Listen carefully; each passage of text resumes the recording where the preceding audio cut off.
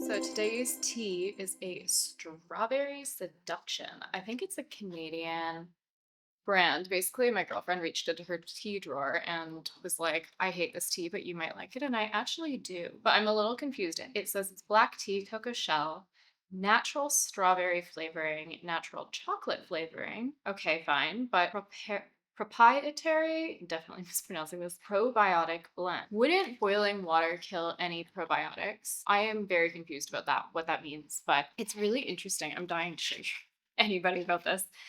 It's in like little tea cookies, little tea biscuits. And that's what I'm drinking. Oh, look, even here it says to grow strong. On the thing here. Anyway, welcome to the video. My name is Steph, and I talk about books, reading, sometimes writing them. And today I am excited to share with you my 25 books that I want to read in 2025. I thought that this was going to be a really challenging list to make. And then I realized that no, I actually want to read like 1,000 books. So, okay, we're going to do this in no particular order, just whatever order I added the books to my list. Book number 1 is The Night and the Moth. This is by Rachel Gillig, same author as One Dark Window, which I absolutely adored and I thought was fantastic. This is about some kind of nun who is like completely blind and she lives in like a nunnery. I don't really know anything else about it, but the art looks amazing on the cover. I've just gotten huge, let's say like Gail Carson Levine, is that her name, who wrote Ella Enchanted? I just kind of get those vibes from this, like a little bit fairy tale, a little bit magical. It seems like there's going to be quite a central romance plot as well, with presumably a knight, although this cover makes it look like she might be the knight, but then in the art that the author does, it looks like there is somebody else who's a knight. So I don't really know, but I'm very curious about it. That is The Night and the Moth, and it comes out this year in May. The second book that I want to read this year is called Our Infinite Fates. This is another one that I kind of want to read just because the cover looks interesting. And this one also is a 2025 release. Oh, I know why I added this one to my list. Okay, so it comes out in February 27th, and it says The Life of Invisible Addie LaRue, which I actually really did not enjoy, meets This Is How You Lose the Time Worm, which I love. So that combo together sounds super promising to me. They've loved each other in 1,000 lifetimes. They've killed each other in every one. Evelyn remembers all her pasts. She also remembers that in every single one, she's been murdered before her 18th birthday by Arden, a supernatural being whose soul and survival is tethered to hers. Oh, interesting. Okay. I think I only read that first paragraph. So now I'm kind of like, oh, because the second paragraph says the problem is that she's quite fond of the life that she's in now, and her little sister needs her for bone marrow transplants in order to stay alive. So I'm quite curious. I think this is a young adult book, obviously. So now I'm confused because if she has a little sister, but she has been reborn multiple times, then whose kid is this little sister? And is the sister also being reborn? It seems like, okay, anyway, I have a lot of questions about this. It could go either way. It could be amazing. It could be a flop. But that is Our Infinite Fates, out on February 27th. And then the next book, the third one, has been out for a little while, by which I mean probably about 200 years. That is The Count of Monte Cristo. It is allegedly the ultimate revenge story. One of my very close friends has been encouraging me to read this for a super long time. And I actually did start reading it when I was doing my master's a few years ago, and I was really enjoying it, but I didn't get past the first like 1/3 because I believe it's about a guy who gets framed for a crime and then he is like wanting to take revenge on these people that framed him, and it like takes up his whole life, and he just like is revenge, revenge, revenge, revenge. I'm not completely sure, but I think that that's what it is. And I was at the point where he was just about to be framed. Book number 4. Oh my god. Okay, this is also a 2025 release, I think. Yeah, this is the 13th of February. This is Hungerstone. So this is a retelling of Carmilla. That's the only thing I know. And the cover just grabbed me. Like the font, the lime green font. I'm a sucker for lime green font right now. I don't know why. I think it's a historical retelling. I really enjoyed Carmilla. That's one of the first vampire stories that was ever published. And it is sapphic on its own. And so I'm kind of curious how this author is going to make it her own or make it different, because if it's set back in time and it's also sapphic, what is new that's being brought to the table, I guess. But I will probably just read very cheerfully any Carmilla retelling. Okay, number 5 is I just want to read something from Joyce Carol Oates. I've never read her before, but she comes up a lot on different gothic fiction lists. And I just feel like this is an author that has published so many books, has an incredible reputation, and yet we don't really talk about her very much on BookTube. So I'm really curious to see what her writing style is like, what her stories are like. And I'm looking at getting started with Bellefleur, which is the first, I believe, in her Gothic saga. And this is following a house or a series, a family of sisters, question mark. Again, don't know a whole lot about it. Probably won't read a whole lot about it before I get started. But if you have read any of her books, I would like to hear what your thoughts are. And if you think that there's like a better place for me to start with her writing, also leave me any kind of suggestions, any kind of thoughts about Joyce Carol Oates. I would like to hear them. Please leave them down below. Number, what are we on? No, this is 6. Einhalle. This has been on my TBR for a while, since it came out, at least for a year. And I think that it's a retelling of Frankenstein. It only has 900 ratings on Goodreads, so I need to kind of figure out how or where to get it, because it's a bit tough to find some of these books in Singapore. So I might need to order it from Amazon in the US or something like that. It's set in 1797. But yeah, this is Einhalle. I like the cover and I like Frankenstein. So we're going to give it a try. There's apparently someone named Frankenstein in it. So I actually don't know how that makes me feel, but we're going to try it.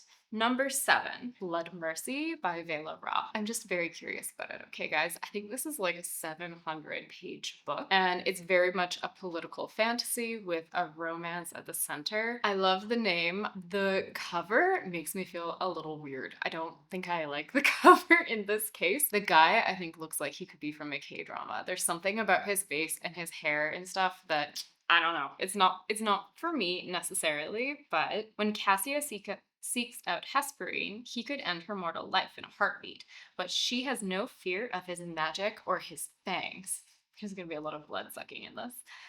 She knows the real monster is the human king, her father. If he finds out, she's bargaining with his enemy, and he'll send her to the executioner. So the little tagline thing says, one human, one immortal, will their alliance save the kingdom, or will their forbidden love be a death sentence?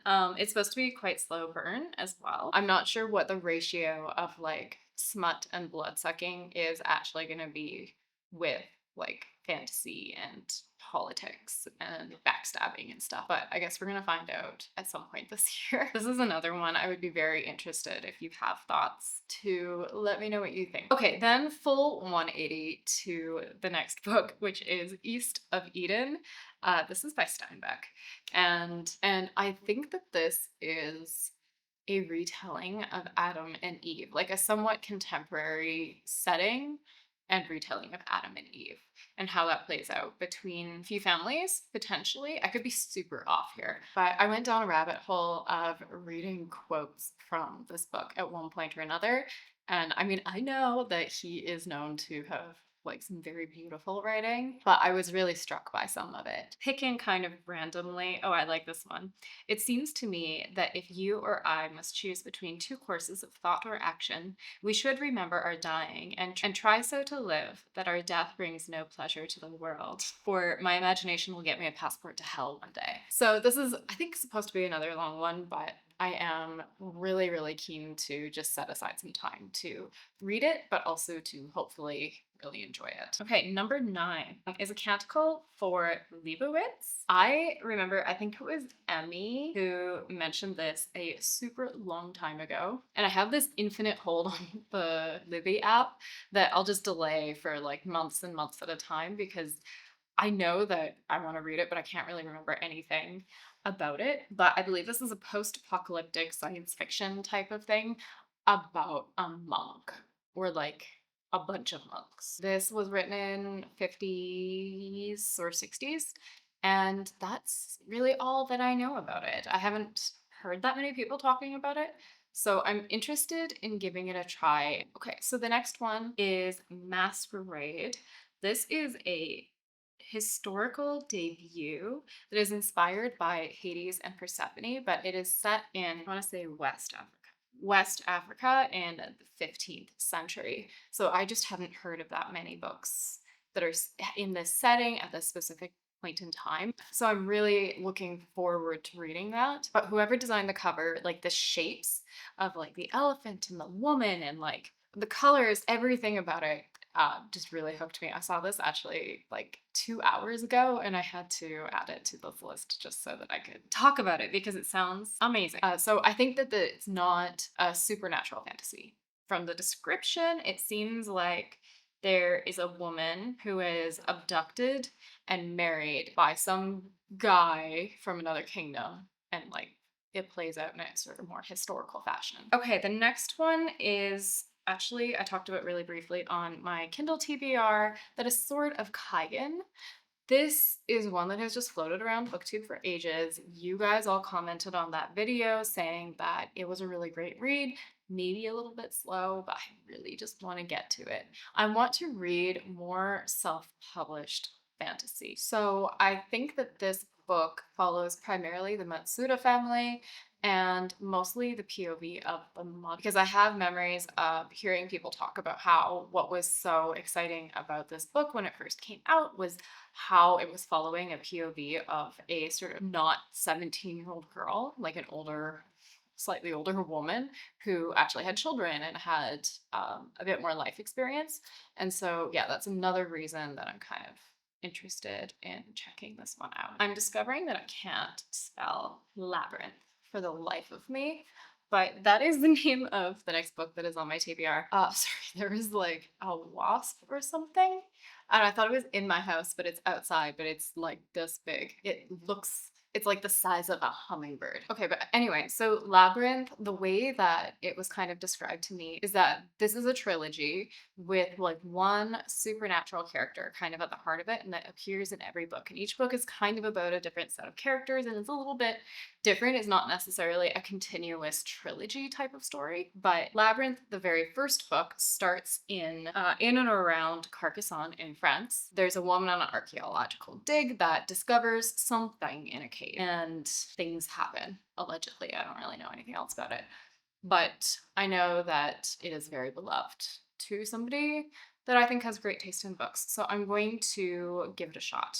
I know I definitely purchased this at a used bookstore at one time in my life, but for some reason, I just never got to it. So the next book on my list is Great Big Beautiful Life by Emily Henry. I'm a little bit nervous about this release because I think the name just feels a little bit more women's fic-y than her other ones. And the description feels a little bit Evelyn Hugo. But Evelyn Hugo crossed with is a beach read where the guy writes serious fiction and she writes romance and then they like clash about it. Because this is about a woman who is a writer and she hasn't quite made it yet. But then I think there's some kind of opportunity for her to write the biography and memoir of an octogenarian. And then the guy has gotten like a ton of different awards and stuff for his incredible writing that is probably very serious. So I'm curious and I feel a little bit more reserved in my excitement than I usually am for her books, but I am trusting her. But also, I was reading the description earlier and I was thinking that one kind of specific trope, it seems that like an old quirky, especially grandma type of person is so common in romance books. Like this is a trope that people just don't tend to mention very often, or a type of character that comes up a lot. And I think that's funny. Okay, another big pivot is Beloved. This is another book that comes up a lot of the time when I am Googling Gothics. So I'm kind of curious like what puts it on a Gothic list because the cover is usually like this red thing. I'll probably have it here. And it just tells you nothing about what the book is about. But I really want to read some Toni Morrison, but it seems like it's about a escaped slave that, you know, even many years later when she's an adult can't forget the, you know, horrific things that happened to her. And so I'm thinking it will be a bit of like a harder, heavier read, obviously, but hopefully it will be a very interesting one. And it's like a bit of a classic, which makes me want to read it as well. I recently heard a review of Our Wives Under the Sea that really gripped me. I think the cover is beautiful, but it doesn't have anything that like hooks me necessarily. But apparently it is about a submariner and her wife. And I think it's dual POV, so you get like one POV and then the other one. And like when wife number one, who's the submariner, goes under the sea, the other one has thoughts and feelings, and then like you see what's happening under the sea, and probably something really terrible happens. I'm thinking it's a horror. I kind of love sea horror. I think this is like a new thing that I'm into. Like swimming in deep water does not bother me at all. I feel very comfortable with it. But I read Into the Drowning Deep.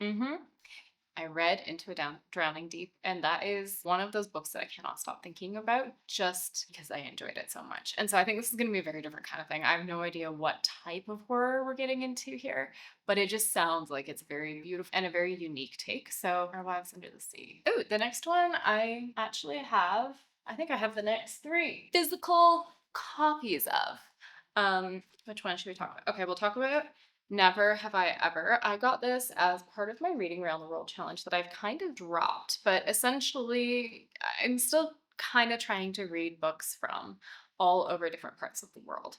And so this is by a Filipino author, and it is a debut by Isabel Yap. So Spells, Stories, and Urban Legends, and Immigrant Tales. So I believe that this is a collection of short stories that intertwine fantasy, horror, and science fiction and Filipino folklore. So I'm excited to read it. Next ones that I want to talk about are actually both nonfictions. So the first one is Being You by Anil Seth. This guy, actually, he was just interviewed by Philomena Kunk. It's very funny. It says his unique theory of what it means to be you challenges our understanding of perception and reality. Yeah, so he's a neuroscientist who works in Brighton, and he has a lot of really good TED Talks on YouTube. Being You. The other one I have talked about reading constantly. It is Unwell Women. I love this cover as well. So it says, in this groundbreaking history, Eleanor Cleghorn unpacks the roots of the perpetual misunderstanding, mystification, misdiagnosis of women's illness and pain from the wandering womb of ancient Greece to today's shifting understanding of hormones, menstruation, and menopause. Unwell Women is the revolutionary story of women who have suffered and challenged and rewritten medical misogyny. Yeah, so it just sounds very pertinent and interesting to me.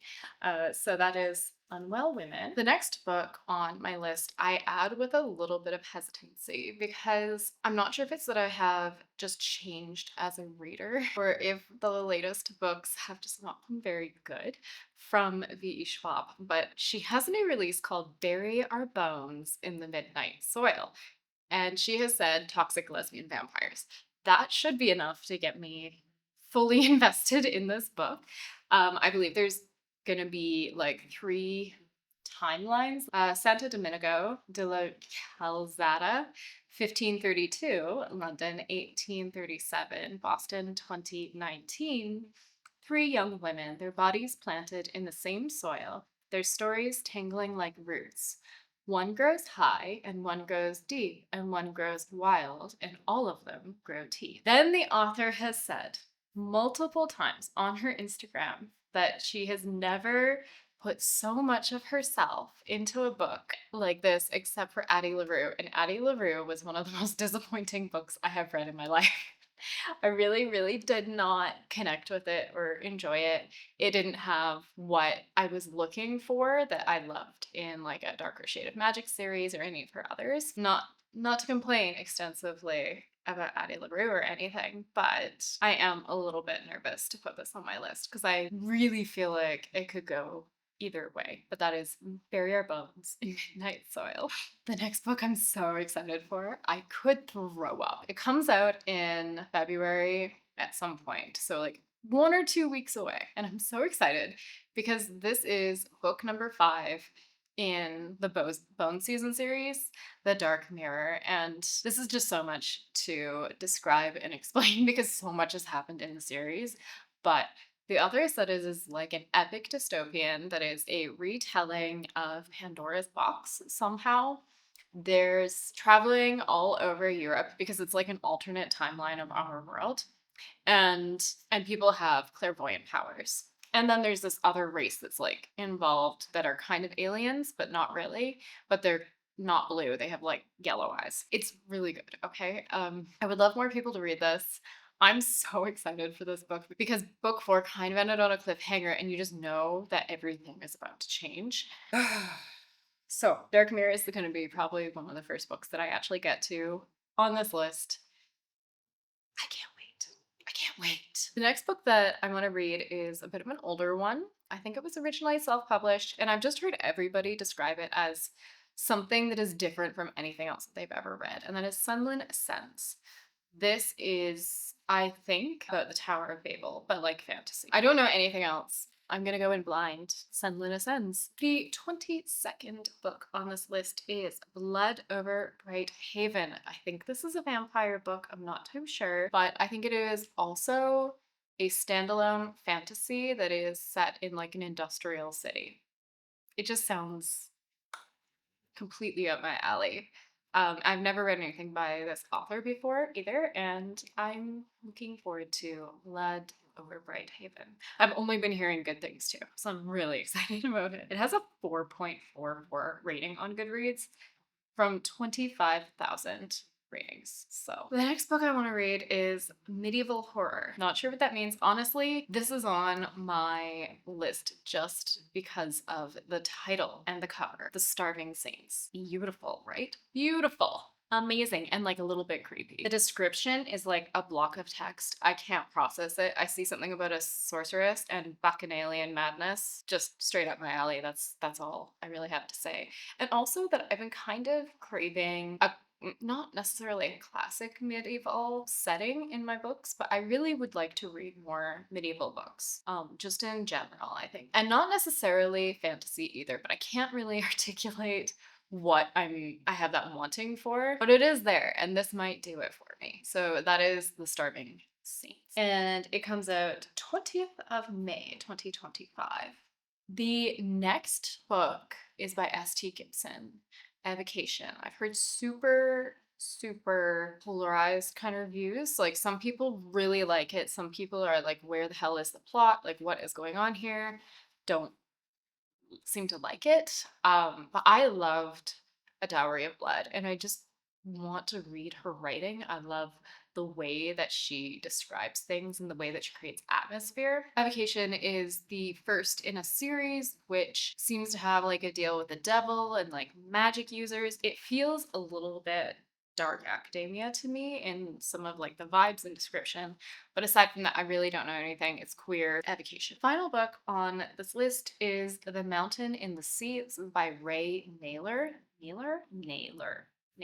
So back to me wanting to read like deep sea horror, I'm also open to deep sea sci-fi, which I believe this is. This is about octopuses. It says humankind discovers intelligent life in an octopus species with its own language and culture and sets off a high-stakes global competition to dominate the future. A near-future thriller about the nature of consciousness. The Mountain Under the Sea is a dazzling literary debut and mind-blowing dive into the treasures and wreckage of humankind's legacy. So yeah, I don't know what that's going to be like at all, but it sounds really interesting. potentially. Or potentially very boring, I'm not sure, but I'll let you know. Okay, so that is really my 2025 TBR. I don't have anything else to add to this. If you've read any of them, if you have suggestions for me, if you know anything about reading Joyce Carol Oates especially, please let me know in the comments. And yeah, thank you for making it to this point in the video. I will see you again in another one very soon. Bye!